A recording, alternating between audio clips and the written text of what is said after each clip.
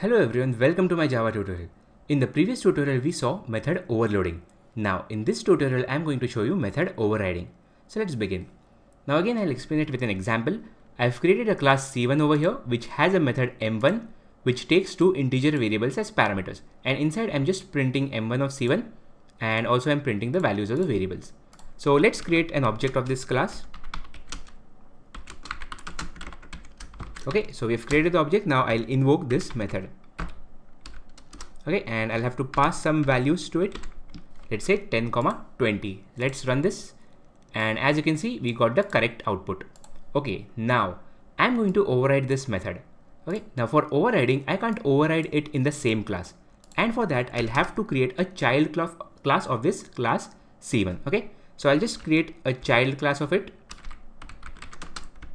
C2 extends C1. Okay, so I've created a child class, which means this class C2 extends or inherits from C1.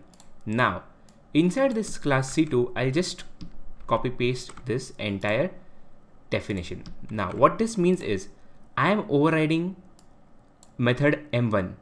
And why I've just copy pasted? Because in overriding, it requires that both the methods should have the same name as well as the same parameter list. In case of method overloading, it was a bit different.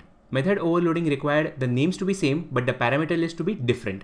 But in this case, in case of overriding, the method name also has to be same and even the method parameter list has to be same. Okay, so now I have overridden this method. Now I'll show you how it works. Okay, so let's create an object of class C2. Okay, now again one more thing, I'll just change the class over here to class C2 because this method is present in C2. Okay, yeah. Now I'll create an object of C2 over here. obj2 is equal to new C2. Okay, so I've created an object of C2. Now I'll invoke the same method M1. Okay, and I'll pass some other values, let's say 30, 40. Okay, now you can see in this class C2, since it extends from C1, it will have both these methods, right? Because inheritance says what? It says that whichever class you inherit from, you will get all the contents of that class, right?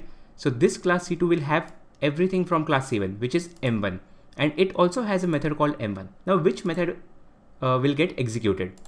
Right, since it is having both, which one will get executed? So let's run this program.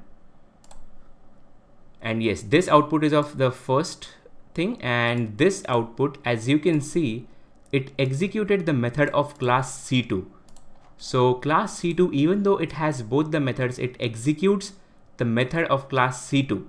And why is that? Because we have overridden this method. Okay, so the method M1 of class C2 overrides the method M1 in class C1, right? So this is the meaning of method overriding. That's it for now, guys. Thank you for watching. See you in my next tutorial.